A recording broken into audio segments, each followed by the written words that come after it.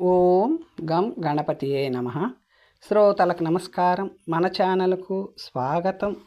శ్రీ పద్మ మహాపురాణం సృష్టిఖండం 76వ భాగం. పూర్వము బ్రాహ్మణులు నివసించు ఒక పట్టణము ఉన్నది. ఆ పట్టణము పేరు మేదూర పట్టణము. ఆ పట్టణములో బ్రాహ్మణులు నిత్యము 3 కాలములలో సంధ్యావందనము చేయుచుండిరి. యజ్ఞములు, వ్రతములు, అగ్నికార్యములు చేయుచుండిరి. నిశ్చయాత్మక బుద్ధితో షట్కర్మలను చేయుచుండిరి. ఎంతటి కష్టం వచ్చినను మనసులో కూడా వారు పాపములను చేయకుండిరి. వారు ఎల్లప్పుడూ పూర్వం నుంచి వచ్చుచున్న వ్రతములను, యజ్ఞములను చేయుచుండిరి. ఒకసారి ఆ ఊరిలోనున్న బుద్ధిమంతుడైన బ్రాహ్మణుడు మంత్రపూర్వకముగా హోమకుండంలో నెయ్యి వేసి హోమము చేయుచుండెను. ఆ సమయంలో అత్యంత త్వరగా మూత్ర విసర్జనకు వెళ్ళవలసిన అవసరము ఏర్పడినది. తన దాసిని అగ్నిని చూడమని నియమించి అతడు మూత్ర విసర్జనము వెళ్ళెను. అప్పుడు అజాగ్రత్త వలన నెయ్యిని కుక్క త్రాగివేసినది. ఆమె భయముతో ఆ బ్రాహ్మణుడు వచ్చు లోపల ఆ పాత్రను తన మూత్రముతో నింపెను. దానిని గమనించకుండా ఆ బ్రాహ్మణుడు వెంటనే అగ్నికి అర్పించెను. అప్పుడు ఆ బ్రాహ్మణుడు అగ్నిలో ఆశ్చర్యకరమైన విషయమును గమనించెను. బంగారము వలె ప్రకాశవంతమైన ఒక ముద్ద కనిపించినది. ఆ బ్రాహ్మణుడు ఆనందముతో దానిని స్వీకరించిన తక్షణమే అతనికి పాప సంబంధము కలిగెను. విస్మయముతో బ్రాహ్మణుడు దాసిని, ప్రియా, ఇది ఎలా జరిగినది అని కారణం అడుగగా ఆమె ఆనందముతో జరిగినదంతా ఉన్నట్టుగా చెప్పినది. ఆ రోజు నుంచి ఆ బ్రాహ్మణుడు నిర్ణీత సమయంలో ప్రతిరోజు హోమం చేయించుండెను.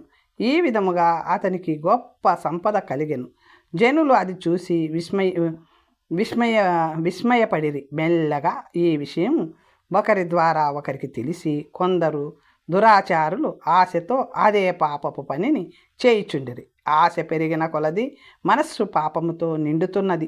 పాపము వలన భయము, భయము వలన మోహము కలుగును. వీటి వలన బుద్ధి నశించును. పాపము యొక్క బలము వలన పాపములు ఎక్కువ కావటం వలన ఊరంతా కాలిపోయినది. స్త్రీలు, పురుషులు పాపపు బలము వలన దుష్టులైరి. వారిలో ఒక బ్రాహ్మణుడు దీనినంతయో చూసి ఆ కార్యము చేయుటకు ఇష్టపడలేదు.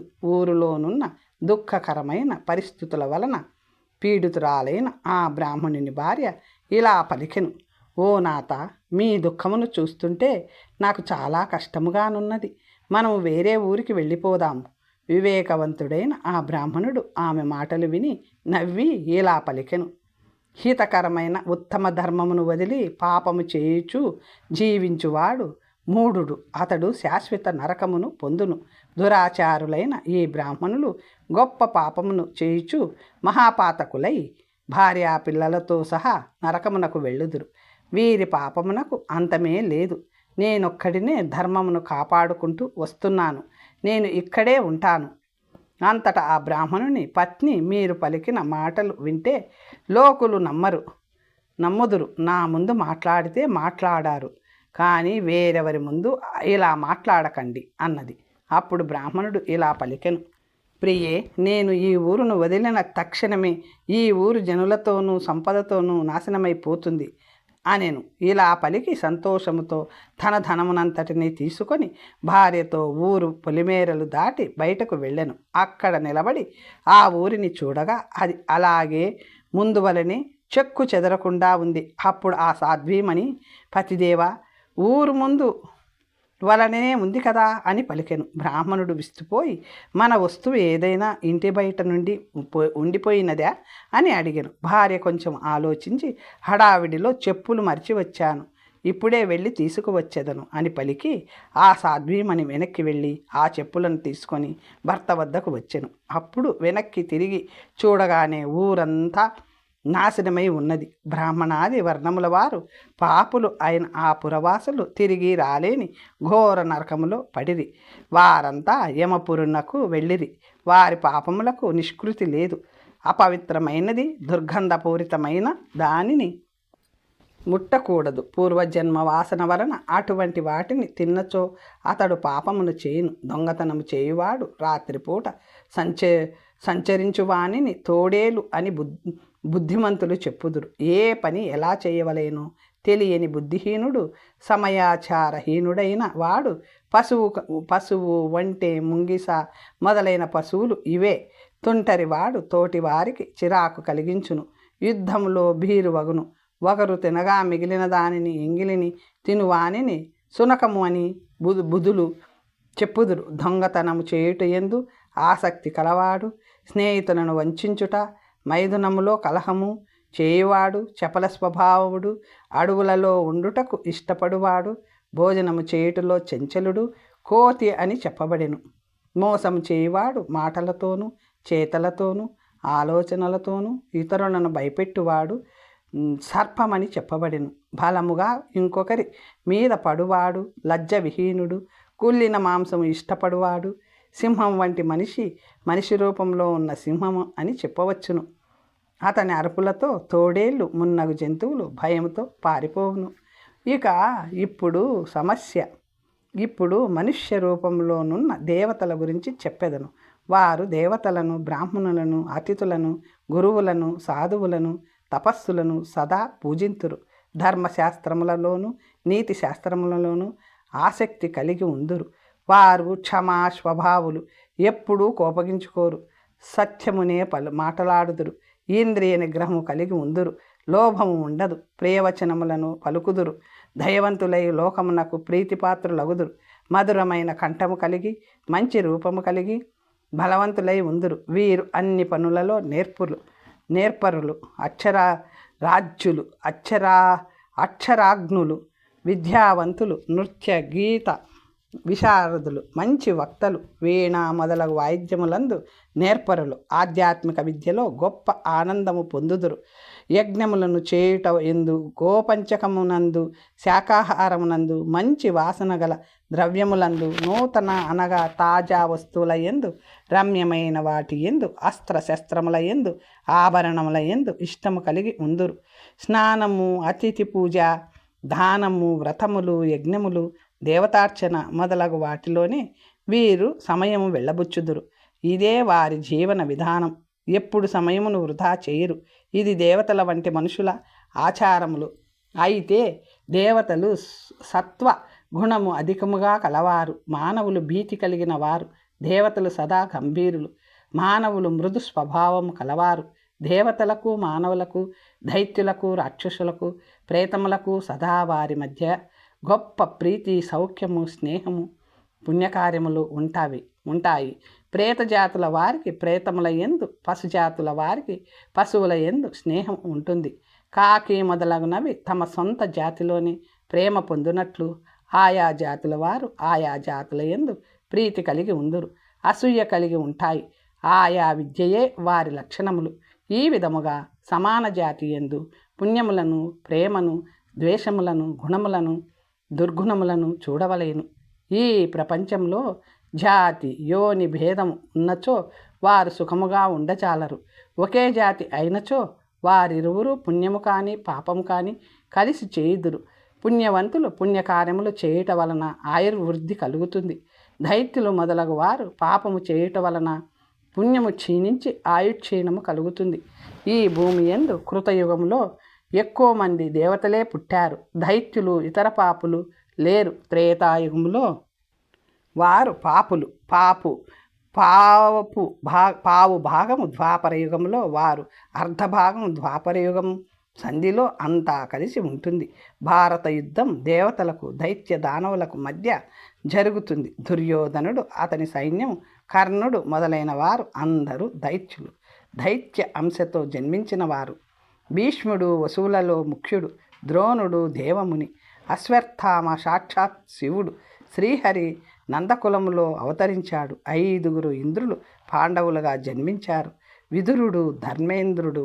ధర్ముడే గాంధారి, కుంతి, ద్రౌపది వీరు దేవతా స్త్రీలు. కలియుగంలో ఆదిలో దేవతలు, దైత్యులు మనుషులుగా పుడతారు. ఆ తరువాత ఉన్న మానవులు అందరూ అధిక శాతం దైత్యులని తెలుసుకొనుము. రాక్షసులు, ప్రేతములు, పక్షులుగా పుట్టును. వారి దాసీలు శీలము లేక కష్టమును పడుదురు. కష్టములనే సుఖములను కొనుచు పాపము అన్యాయము అయిన పనులలో ఆసక్తురాలగును, గొడవలాడును. ఇటువంటి వాటిలో ఆసక్తులైన వారు దైత్యులు, వారందరూ నరకమునకు వెళ్ళుదురు. వైశంపాయనుడు ఇలా పలికెను. దైత్యాదులు తప్పుడు భావనల వలన దేవత్వము లేదు, స్వర్గము లేదు, సుఖము లేదు, ఆనందించలేరు, ఆరోగ్యము ఉండదు, బలము ఉండదు, రాజ్యము ఆయుష్షు కీర్తి ఉండవు. నీతి విద్య ఉత్తమ జన్మదాన అధ్యయన యజ్ఞాదులు ఎలా ఉంటాయి? మీ ఆప్త అయినా నాకు ఇవన్నీ దయచేసి చెప్పవలేను అనెను. అప్పుడు వ్యాసుడు ఇలా పలికెను. దైత్యుల ఈ దుస్సాహసము వలననే వారు తపస్సు చేయుదురు. అలాగే వ్రతములు, యజ్ఞములు, స్వజనుల యందు ప్రీతి వంటివి కూడా ఉంటాయి. ఇంద్రియ నిగ్రహము, మంచి నడవడి, ముక్తి యందు ఆపేక్ష, నీతి శాస్త్రముల యొక్క అర్థమును తెలియుట, ఇవన్నీ దేవలక్షణములు. స్వర్గంలో కానీ భూమిపై కానీ వేదములు ఆగమములలోనూ చెప్పబడిన కర్మలను చేయు బ్రాహ్మణుడే భూమిని ఉద్ధరించును. విష్ణు భక్తులను చూసినంతనే వారిని గౌరవించి తృప్తిపరచువాడు సమస్త పాప విముక్తుడై భూమిని ఉద్ధరించు సామర్థ్యము కలవాడగును.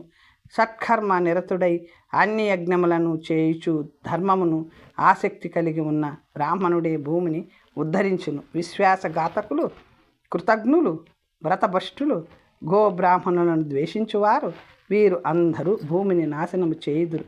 మద్యపాన రతులు, జూదమునందు ప్రీతి కలవారు, నాస్తికుల, దుర్భాషలాడువారు భూమిని నాశనం చేయుదురు.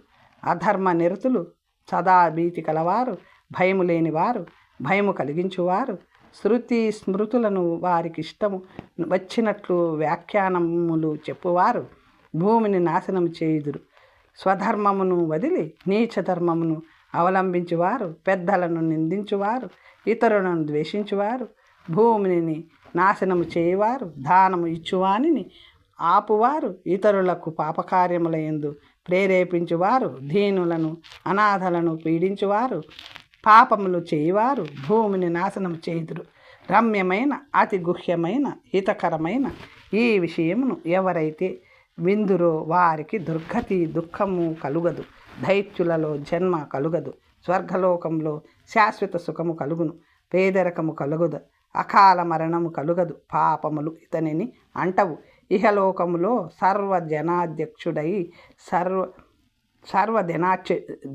జనాధ్యక్షుడై పరలోకంలో దేవతలకు అధిపతి అగును. ప్రతి కల్పంలోనూ స్వర్గ సుఖమును అనుభవించి మోక్షమును పొందును.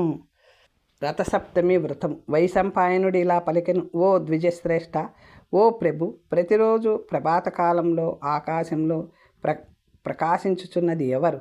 అతని ప్రభావం ఏమిటి? అతను ఎక్కడ ఉంటాడు? ఎక్కడ పుట్టాడు? ఇతడి చేయు కార్యమేమిటి? అతను కిరణములతో ఇంతగా ప్రకాశించుటకు కారణమేమిటి? దేవతలు, ఋషి శ్రేష్ఠులు, సిద్ధులు, చారుణులు, దైత్యులు, రాక్షసులు, మానవులు, పిశాచములు, వీరిలో ఎవరు? వ్యాసుడు ఇలా పలికెను. ఇది బ్రహ్మము, విష్ణువు యొక్క ఉత్తమమైన తేజస్సు. బ్రహ్మ యొక్క శరీరం నుండి బయటకు వచ్చినది. సాక్షాత్ బ్రహ్మమయమైనది. ధర్మార్థ కామ మోక్షములను ప్రసాదించును. బహుకిరణములతో ఏర్పడిన ఒక రాశి సహింపజాలనిది. అతని చెండ కిరణముల వేడిచే పీడితులైన జీవులు పారిపోయిరి. సముద్రములు, నదులు, చిన్నవి పెద్దవి కూడా ఎండిపోయినవి. వేడిని తట్టుకోలేక జీవులు మరణించిరి.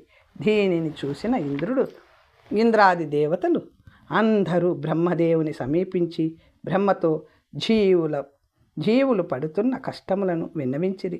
అంతటా బ్రహ్మదేవతలతో, ఓ దేవతలారా, అతడు ఆది బ్రహ్మ అయిన పరబ్రహ్మ దేహము నుంచి పుట్టినవాడు. అందుకే అతడు పరబ్రహ్మ సమానుడు. వారిరువురికి భేదం లేదు. బ్రహ్మ మొదలు గడ్డిపోచ వరకు చరాచరములతోనున్న 3 లోకములను వారిరువురు రక్షింతురు. సూర్యుని శక్తిని నేను వివరించలేను. అతడు లోకములను సృష్టించి రక్షించి పోషించును. అందరినీ రక్షించుటలో అతనిని మించిన వారు లేరు. తెల్లవారుజామున అతనిని దర్శించినచో పాపములు రాసి దహింపబడును. అతనిని ఆరాధించుట వలన బ్రాహ్మణాది వర్ణములు వారు ముక్తిని పొందుదురు. పరబ్రహ్మను చక్కగా తెలిసిన విప్రులు సంధ్యావందన కాలంలో అతనిని ఆరాధించి మోక్షమును పొందుదురు. అటువంటి వారు దేవతలచే పూజితులై గౌరవించబడుదురు. సూర్యుని మండలంలోని ఉన్న సంధ్యాస్వరూపిణి అయిన దేవిని బ్రాహ్మణులు ధ్యానించి స్వర్గ మోక్షములను పొందుదురు. భూమిపై పడిన ఉచ్ఛిష్టము ఇతని కిరణములతోని పవిత్రమగును. 3 సంధ్యలయందు సంధ్యావందనము చేసినంత మాత్రమున పాపములు నశించి పరిశుద్ధులగుదురు. చండాలుడు, గోహంతకుడు, పతితుడు, కుష్ఠిరోగి, మహాపాపులు, ఉపపాతకులు మొదలైన వారిని చూసినందువలన కలిగిన పాపము సూర్యుని దర్శనము వలన నశించి పునీతులగుదురు. సూర్యుని పూజించినతో సమస్త రోగముల నుంచి విముక్తిని పొందును. సూర్యుని పూజించు వానికి అంధత్వము, దారిద్ర్యము, దుఃఖము మొదలగునవి కలుగవు. ఇహపరలోకములలో సుఖమును పొందుదురు. విష్ణువు, శివుడు మన భౌతిక నేత్రములకు కనిపించరు. వారిని ధ్యానము వలననే తెలియవచ్చును. అయితే సూర్యుడు మనకు ఎల్లప్పుడూ దర్శనమిచ్చును. దేవతలు ఇలా పలికిరి: ఇతనిని పూజించి ఆరాధించి ప్రసన్నుని చేసుకోవచ్చును, ధ్యానాదులతో ఉపాసించవచ్చును. కానీ అతని దర్శనము ప్రళయకాలాగ్ని జ్వాల వలె ఉన్నది. నరులు మొదలైన జీవులంతా మరణావస్థను పొందారు. అతని తేజస్సు ప్రభావం వలన నదులు, సముద్రములు ఎండిపోయినవి. అతని తేజస్సును మేమే భరించలేకున్నాము. ఇక సామాన్య మానవులు ఎట్లు భరింతురు? అందువలన మా యందు అనుగ్రహముతో మానవులు సూర్యుని పూజించు ఉపాయమును చెప్పవలేను. దేవతల ప్రార్థనను విన్న బ్రహ్మ సూర్యుని వద్దకు వెళ్ళి ప్రాణుల హితము కోసం సూర్యుని స్తుతించెను. ఓ దేవా, సమస్త లోకములకు ప్రభువు నీవే, బ్రహ్మస్వరూపుడవు నీవు. సమస్త దీవులు చూడ శక్యము కాని ప్రళయ కాలములోని అగ్ని వంటి వాడవు. సమస్త దీవులలోను చరించు వాడవు. వాయువు నీకు స్నేహితుడు. దేహంలోనున్న ఆహారాదులు నీ వలననే జీర్ణమగును. జీవుల ప్రాణము నిలబడునది నీ వలననే. సృష్టి లయములు జరుగునని నీ వలననే. నీవే ఈ జగత్తుకు నాయకుడవు. నీవు లేకుండా జీవులు ఒక్కరోజు కూడా జీవించజాలరు. నీ అనుగ్రహం వలననే చరాచరాత్మకమైన ఈ జగత్తు ధరించబడుతుంది. ఈ జగత్తుకు నీవే తల్లివి, తండ్రివి, రక్షకుడవు. దేవతలలో నీకు సమానమైన వాడు లేడు. ఈ జగత్తు అంతటా నీవు ఉన్నావు. ఈ జగత్తు ధరించబడున్నది నీ వలననే. నీవే రూపమును, గంధమును, రసమును, రుచియును ఉండునట్లు చేయుదు. నీవే విశ్వేశ్వరుడవు. సమస్త స్థితికి కారణము నీవే. తీర్థములకు, పుణ్యక్షేత్రములకు, యజ్ఞములకు ఉన్న పుణ్యమునకు కారణము నీవే.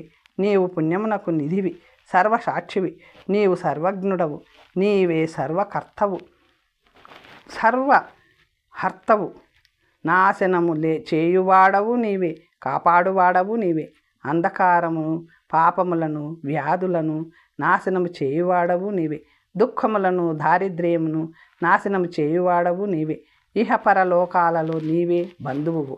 నీవే సర్వజ్ఞుడవు, అన్నీ చూసేవాడవు. ఈ లోకమునకు నీవు తప్ప వేరొక ఉపకారి లేడు అనెను. అప్పుడు సూర్యుడు ఇలా పలికెను: పితామహ, మహాప్రాజ్ఞ, విశ్వేంద్ర, విశ్వభావక, నేను చేయగలిగినది ఏమిటి? వెంటనే చెప్పుము అనెను. అప్పుడు బ్రహ్మ ఇలా పలికెను: నీ కిరణములు బహు ఉగ్రముగానున్నవి. జీవులు దానిని భరించలేకున్నారు. అందువలన నీ కిరణములు మృదువుగా అగునట్లు చేయుము అనెను. అప్పుడు సూర్యభగవానుడిలా పలికెను: ఓ ప్రభు, నా కిరణములు ఎన్నో కోట్లలో ఉన్నవి. ఇవి లోకమును నాశనము చేయును. ఇవి లోకమునకు హితము కలిగించవు. అందువలన ఏదైనా సాధనముతో నా కిరణములను తగ్గించవలేను అనెను.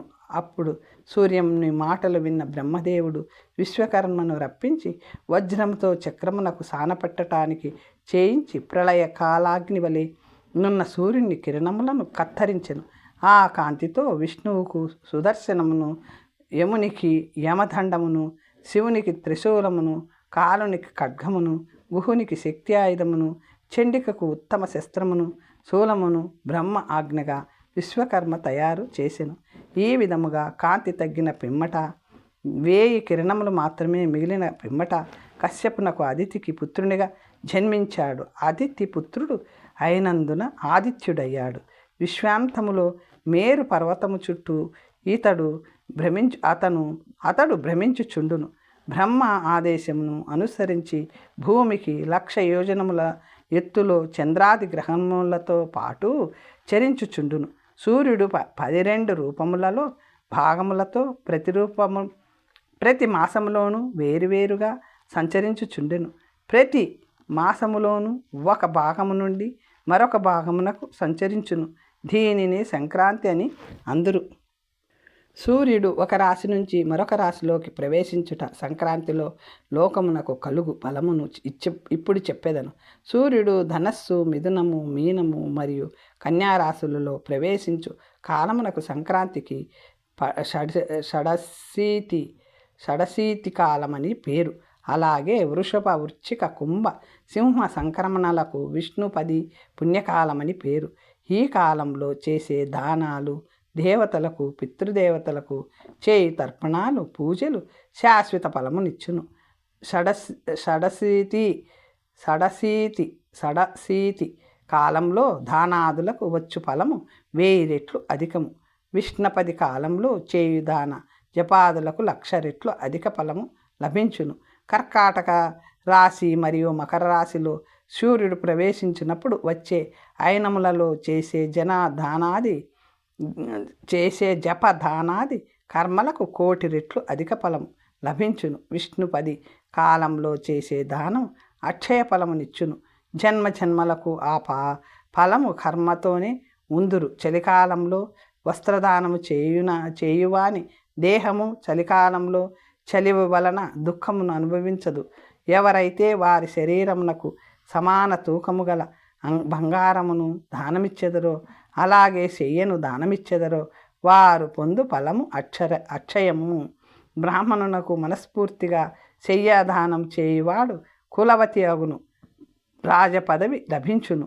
నదీ తీరంలో బంగారము, జలము, తైలము, తాంబూలములను దానమిచ్చినచో భూపతి అగును. భక్తితో బ్రాహ్మణులకు నమస్కరించు వానికి ధనము అక్షయమవుతుంది. మధు మాస కృష్ణపక్ష అమావాస్య నాడు తెల్లవారుజామున పితృదేవతలకు తర్పణాలు అర్పించినచో స్వర్గములో శాశ్వతముగా వసించును. ఎవరు కొమ్ములకు బంగారు తొడుగులు వేసి పాదములకు వెండిహారం వేసినచో, మణులతో అలంకృతమైన పాలనిచ్చు గోవును బ్రాహ్మణోత్తమునకు ఇచ్చినచో అతడు చక్రవర్తి అగును. అన్నము, ఆభరణములు దానమిచ్చినచో అతడు మండలాధిపతి అగును, ధనేశ్వరుడగును. పరికరములతో కూడిన తిలాదేనును దానమిచ్చినచో అతడు 7 జన్మల పాపముల నుండి విముక్తుడగును, స్వర్గంలో శాశ్వతముగా వసించును. బ్రాహ్మణునకు భోజనమునకు సరిపోవునట్లు భోజన వ్యవస్థను చేసినచో అక్షయముగా స్వర్గములో నివసించును. ధ్యానము, వస్త్రము, గృహము, మృత్యులు, ఆసనము మొదలగునవి బ్రాహ్మణోత్తమునికి దానము చేసినచో సంపద అతనిని ఎన్నడూ విడువదు. యుగాదులందు ఎక్కువ తక్కువ దానమిచ్చినచో పరలోకములో అది అక్షయమవుతుంది. యుగాదులలో దేవతార్చనము, స్తోత్రము, ధర్మాఖ్యాన శ్రవణము చేసినచో సమస్త పాపముల నుండి విముక్తుడై స్వర్గములో పూజితుడగును. మాఘ శుక్ల తృతీయను మన్వంతరి అందురు. ఆనాడు చేసే దానం అంతా అక్షయమవుతుంది. ధనము, భోగములు, రాజ్యము, స్వర్గవాసము తరువాతి కల్పము వరకు ఉండును. అందువలన ఆనాడు చేయు దానము పరలోకములో అక్షయము ఫలమునిచ్చును. మధుమాస శుద్ధ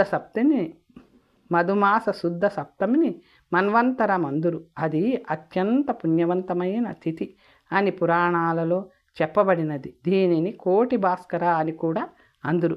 ఆనాడు ఉపవాసం చేయవాడు పుణ్యవంతుడై జన్మబంధముల నుంచి విముక్తుడగును. మాఘశుక్ల సప్తమి సూర్యగ్రహణమునకు సమానము. ఆనాడు సూర్యోదయ కాలంలో స్నానము చేయవానికి మహాఫలము లభించును. యచ్చ తత్ర కృతం పాపం మయా సప్తసు జన్మసు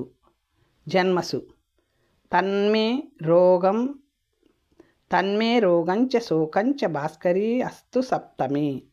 ఈ సూర్యసప్తమి నేను చేసిన 7 జన్మల పాపములను, వ్యాధులను, దుఃఖము నాశనము చేయవలేను అని చెప్పవలేను. ఓ సూర్యసప్తమి, నీవు సర్వభూతములకు తల్లివి. నీవు రవి మండలంలో సప్తమి నాడు పుట్టితివి. నీకు నమస్కారం. అర్కపత్రం యవలు, పుష్పములు, మంచి గంధము, బియ్యం, భదరీ ఫలము అంటే రేగుపండు, వీటిని ఒక తామ్ర పాత్రలో పెట్టి జంధ్యము, సింధూరము కూడా పెట్టుకొని సూర్యునికి అర్ఘ్యమిచ్చినచో 7 జన్మలలో చేసిన పాపములన్నీయును నశించును. ఇంతవరకు అతనికి నరకబాధ, ఉగ్రవాదులు, పాపములు, దుఃఖములచే పీడింపబడును.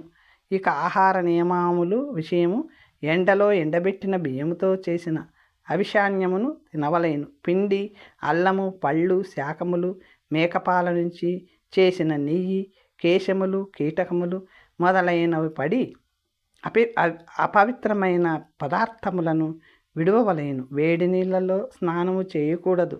చిన్న చిన్న బీజములు, పిక్కలు ఉన్న పండ్లు, కాయలు, సూర్యపత్రములు చేయుచున్నప్పుడు తినకూడదు. వ్రతమును ఆచరించువాడు ధర్మమునకు సంబంధించిన యోచనలు తప్ప మిగిలినవి ఆలోచనలు చేయరాదు. సూర్యవ్రతము మహాపుణ్యప్రదం. పురాణములు కూడా ఈ వ్రతమును గురించి గొప్పగా చెప్పినవి.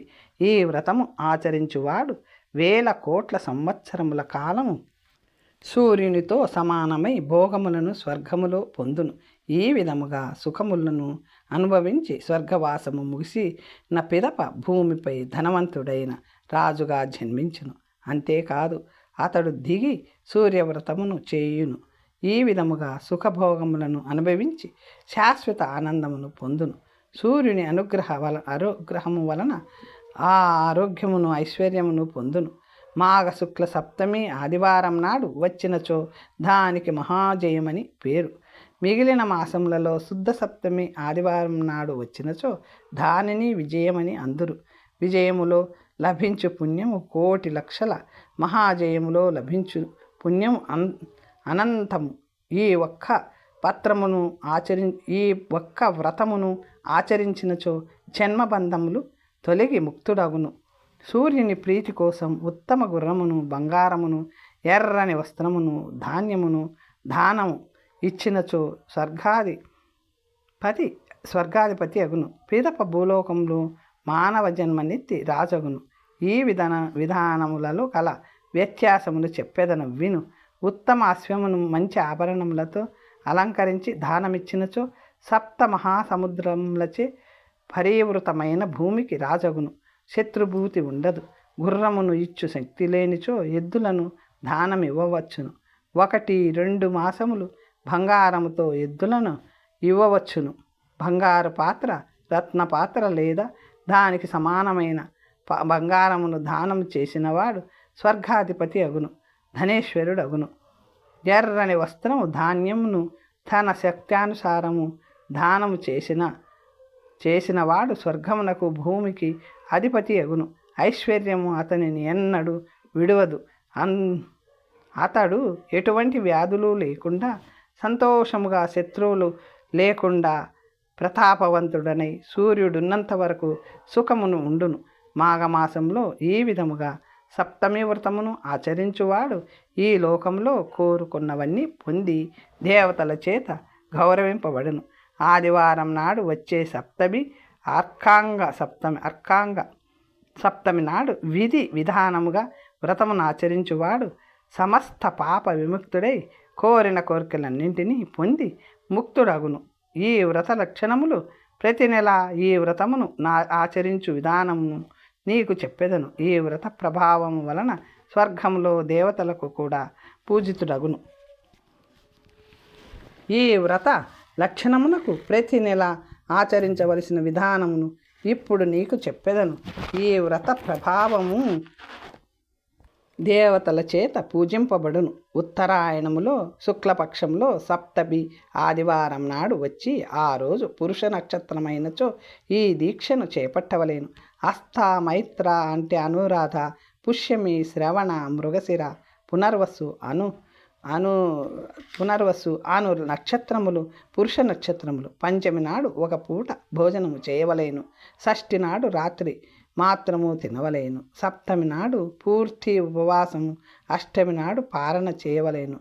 అర్కాగ్రమము శుద్ధమైన గోమయమును మిరియములు జలము ఫలమూలములు తినవచ్చును. రాత్రి తినవచ్చును లేదా విధి విధానముగా రోజుకొక్కసారి తినవచ్చును. పాలు నేతి వంటకములు తినవచ్చును. సప్తమి వ్రతమాచరించిన వాడు ఈ వ్రతముగా తినవలేను. 7వ నాడు అభీష్ట ఫలమును పొందును. అర్కం గ్రామమునకు తూర్పు ఉత్తర దిక్కులలో ఉన్న అర్క వృక్ష ఆకుల చిగుళ్లను నీటిలో వేసి పళ్ళకు తగలకుండా తీసుకోవలేను. శుచి గోమయం నేలపై పడని ఆవు పేడను మధ్య వేలు మరియు బటన వేలుతో చిన్న ప్రమాణంలో పళ్ళకు తగులకుండా నీటిలో స్వీకరించబడవలేను. అలాగే పెద్దది కన్నం లేనిది ఎండినది పాతది అయిన మిరియమును పళ్ళకు తగలకుండా నీటిలో స్వీకరించవలేను.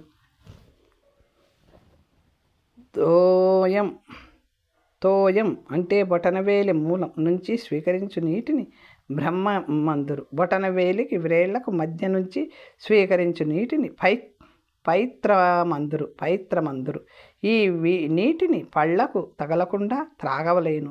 ఖర్జూరము కొబ్బరి వీటిని నీటిలో వేసుకొని పళ్ళకు తగలకుండా త్రాగవలేను. నెమలి గుడ్డు ప్రమాణంతో అన్నమును అంతే ప్రమాణంతో నెయ్యిని కలిపి స్వీకరించవలేను. దీని అర్థం పంచమి నాడు మధ్యాహ్నమునకు ముందే భోజనము చేయవలేను. షష్ఠి నాడు నక్తము చేయవలేను. అర్కావృక్షం చిగురులు నేల మీద పడని ఆవు పేడ పండ్లు తినవచ్చును.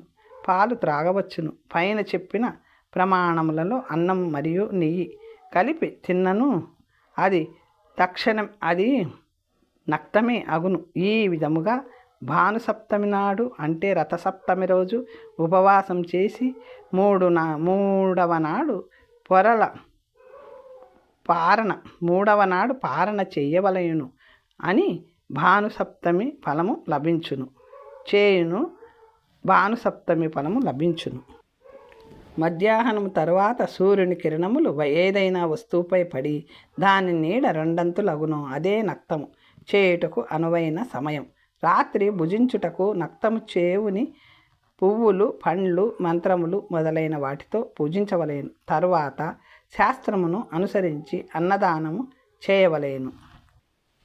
సర్వలక్షణ సంపూర్ణుడు, సర్వాభరణ భూషితుడు, 2 భుజములు కలవాడు, రక్తవర్ణము కలవాడు, ఎర్రని కమలము చేత ధరించినవాడు, తేజోరూపుడు, నీటి మధ్యలో నున్నవాడు, గొప్ప పరివారం కలవాడు, పద్మాసనంలో నున్నవాడు, ఎర్రని గంధము ధరించినవాడు ఆయన ఆదిత్యుని ధ్యానించవలేను. మంత్రం భాస్కరాయ విద్మహే సహస్రరశ్మి ధీమహి తన్నో సూర్య ప్రచోదయాత్.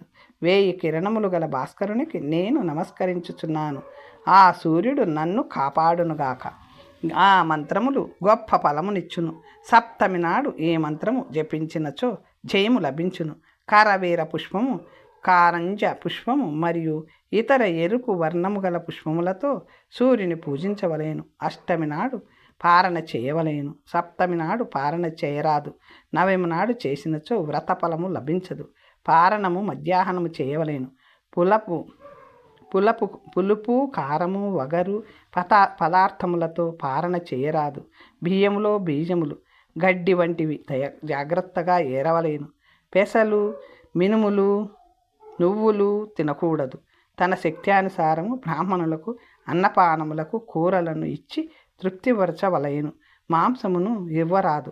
బ్రాహ్మణులకు వారి వారి యోగ్యతకు తగినట్లుగా దక్షిణ సమర్పించవలయను.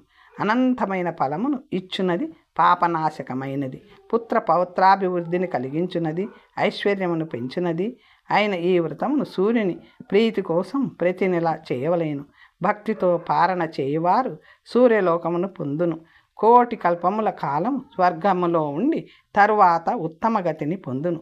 పరమ గుహ్యమైన ఈ వ్రతమును పూర్వము శంకరుడు చెప్పెను. దీనిని వినుట వలన, ఈ వ్రతమును ఆచరించుట వలన, జనులకు చెప్పుట వలన అదే ఫలము పొందును. తరువాత కథ వచ్చే భాగంలో తెలుసుకుందాం. నమస్తే.